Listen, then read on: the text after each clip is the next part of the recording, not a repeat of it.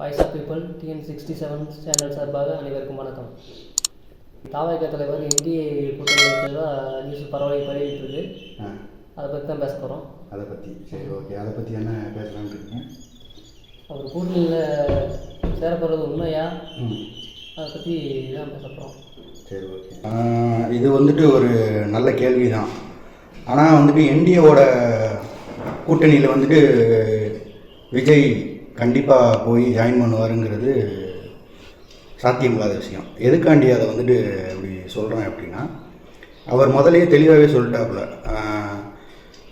அதிமுக வந்துட்டு ஒரு ஊழல் சக்தி அப்படிங்கிற மாதிரி. ஸோ அந்த ஸ்டெப்பை வந்துட்டு விஜய் எடுக்க மாட்டார். இருந்தாலும் ஒரு சில விஷயங்கள் வந்துட்டு நெருக்கடி தர்ற மாதிரி தான் வந்துட்டு அமைஞ்சிட்ருக்கு. அதை எல்லாருமே வந்துட்டு பார்த்துட்டு தான் இருக்கும். அதை வந்துட்டு சரிங்களா. இன்னொன்று, விஜய் வந்துட்டு என்டிஏ கூட்டணிக்கு போகிறாரு அப்படின்னா அதனால் பாதிப்பு யாருக்கு அப்படின்னா விஜய் அவர்களுக்கு தான். இப்போ இன்றைக்கி வரைக்கும் வந்துட்டு தாவேக எல்லா இடத்துலையும் சர்வே எடுக்கிறது ஒரு 28லேருந்து 32 வரைக்கும் % எடுக்கும் அப்படிங்கிற மாதிரி வந்துட்டு சொல்கிறாங்க. கருத்து கணிப்பாக அப்படி தான் இருக்குது. ஒருவேளை விஜய் அவர்கள் வந்துட்டு என்டிஏ கூட்டணியில் ஜாயின் பண்ணுறாரு அப்படின்னா, இது வரைக்கும் விஜய்க்கு ஆதரவாக இருந்தவங்க ஒரு சில பேர் வந்துட்டு பார்த்திங்கன்னா அவர் மேலே அதிருப்தி ஏற்பட்டு அந்த ஓட்டு சதவீதங்கிறது குறையிறதுக்கு நிறைய வாய்ப்பு இருக்குது. இப்போ 28லேருந்து 32% சொல்கிறாங்க. அப்படி ஒருவேளை இந்தியாவில் போய் ஜாயின் பண்ணிட்டாரு அப்படின்னா அது வந்துட்டு வெறும் 20லேருந்து 18% வரைக்கும் குறைய கூட வாய்ப்பு இருக்குது.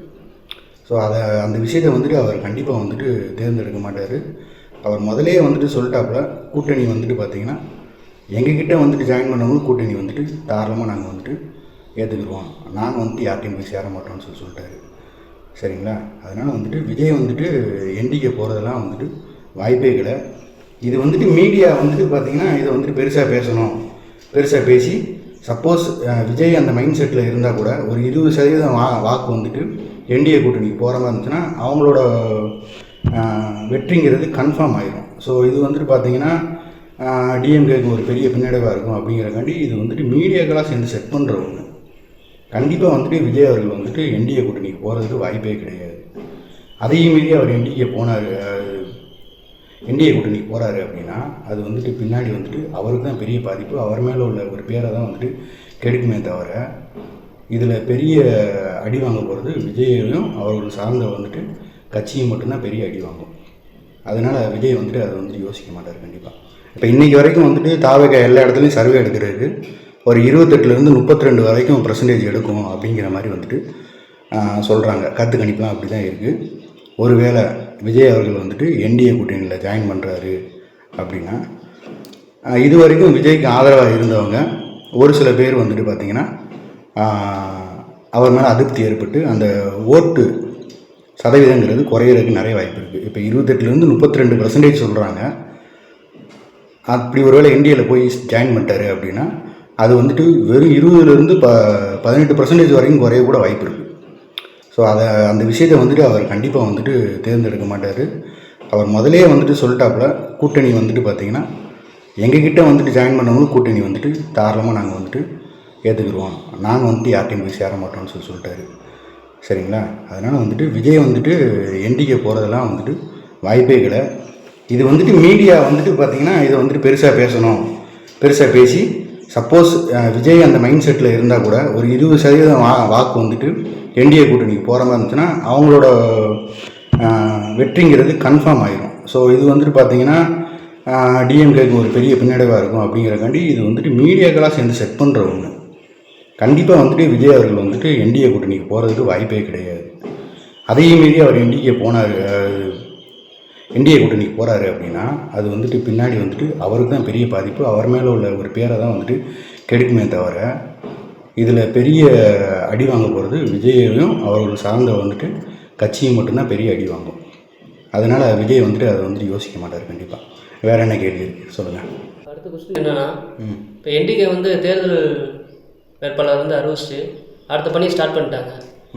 அதை பற்றி என்ன சொல்ல வரீங்க? இப்போ என்டிகேயில் வந்து பார்த்திங்கன்னா தேர்தல் பணி வேகமாக தான் நடந்துகிட்ருக்கு, இல்லைன்னா சொல்லலை.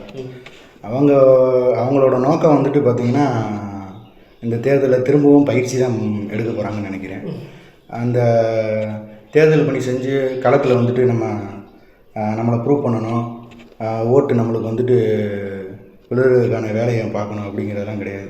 மூச்சுக்கு 300 தடவை வந்துட்டு எல்லா மேடையிலையும் வந்துட்டு அவங்க வந்துட்டு ஏதோ தாவேக்காக இத்தனை வருஷம் வந்துட்டு ஆட்சியில் இருந்த மாதிரியும் அவங்க வந்துட்டு ஏதோ வந்துட்டு குறைகள்லாம் செஞ்ச மாதிரியும் அவங்கள விமர்சிச்சுட்டே பேசிகிட்டு இருக்காங்க. இப்போ வந்துட்டு என்டிகேக்கு வந்துட்டு தாவேக்கா தான் போட்டி அவங்களோட மைண்ட் செட்டில் வந்துட்டு.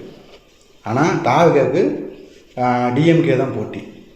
அவங்க அதை நோக்கி வந்துட்டு வேலை பார்த்துருக்காங்க, இவங்கள நோக்கி வேலை பார்த்துட்ருக்காங்க. ஸோ அந்த வட்டம் எனக்கு தெரிஞ்சு என்டிகேலாம் மறுபடியும் தான் அவங்க வழக்கம் போல் வந்துட்டு ஒரு எம்எல்ஏ சீட்டு கூட வராது அவங்களுக்கு வந்துட்டு.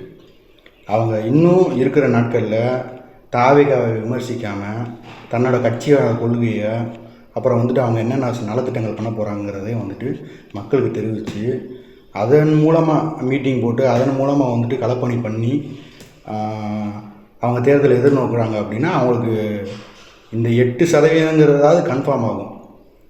இல்லைன்னா அந்த ஓட்டு கூட கிடையாது. ஏன்னா அந்த 8%ங்கிறது போன வட்டம் வந்துட்டு விஜய் ரசிகர்களோட ஆதரவு பற்று தான் வந்துட்டு 8% வந்தது. இதை வந்துட்டு அவங்களால ஏற்றுக்கிற முடியுமா என்னன்னு தெரியல. ஆனால் இதுதான் வந்துட்டு உண்மையும் கூட. அவங்க வந்துட்டு களப்பணியில் ஸ்ட்ராங் கிடையாது. என்டிகே வந்துட்டு அவங்க ஏதாவது ஒரு போராட்டம்னா வந்து நிற்பாங்க அப்படிங்கிறது வந்துட்டு எல்லாத்துக்கும் தெரியும். அவங்க அதை தான் களப்பணின்னு சொல்லி பெருசாக நினச்சிட்ருக்காங்க. களப்பணிங்கிறது மக்களோட மக்களாக சேர்ந்து அவங்க கூட என்ன அந்த ஏரியாவில் என்ன நிறைகள் குறைகள் இருக்குது அப்படிங்கிறத வந்து தெரிஞ்சுக்கிட்டு அவங்களுக்கு வந்துட்டு ஆட்சியில் இல்லாட்டினா கூட சப்போர்ட் பண்ணுறது வந்துட்டு பார்த்திங்கன்னா தாவேக்காரங்களை வந்துட்டு குறை சொல்ல முடியாது. அது வந்துட்டு பார்த்திங்கன்னா என்டிகேட்டை வந்துட்டு பார்த்திங்கன்னா சுத்தமாக வந்துட்டு கிடையாது. இன்னும் அவங்க என்ன நினைக்கிறாங்க, தாவேக்காவை வந்துட்டு நம்ம தரந்தாழ்ந்து பேசிட்டோம், அவங்கள வந்துட்டு நம்ம வந்துட்டு நெகட்டிவாக ஸ்ப்ரெட் பண்ணிட்டோம் அப்படின்னா ஓட்டெலாம் நம்மளுக்கு வந்துடும் அப்படின்னு நினைக்கிறாங்க. அது வாய்ப்பே கிடையாது. இன்னும் 10 அவதூறுகள் இன்னும் 15 அவதூறுகள் விஜய் அவர்கள் மீது வச்சா கூட அந்த தாவேக்கா ஓட்டு வங்கிங்கிறது வந்துட்டு தடுமாறாத ஒன்றா தான் இருக்குது. சரிங்களா? அதனால் வந்துட்டு அவங்களோட என்டிகேவோட ஓட்டை வந்துட்டு அதிகப்படுத்தணும் அப்படின்னா அவங்க களப்பணி ஸ்டார்ட் பண்ணணும். இந்த மாதிரி வந்துட்டு தேவையில்லாத விமர்சனங்களை தவிர்த்துட்டு அவங்க களப்பணி செஞ்சாங்கன்னா கண்டிப்பாக வந்துட்டு அவங்களுக்கு ஓட்டு வங்கி அந்த 8%ங்கிறத வந்துட்டு நிலைப்படுத்தலாம். இல்லைன்னா அதுவும் கிடையாது அவங்களுக்கு. இந்த வட்டமே அவங்களுக்கு கண்டிப்பாக வந்துட்டு அது கிடையாது. இனிமேல் வந்துட்டு அவங்க இது போன்ற அரசியலில் முன்னெடுத்துகிட்டே இருந்தாங்க அப்படின்னா கண்டிப்பாக வந்துட்டு அவங்களுக்கு ஓட்டுங்கிறது கம்மியாக தான் உழுக போகுது. அதை அவங்க வந்து நல்லா புரிஞ்சுக்கணும். அதை வந்துட்டு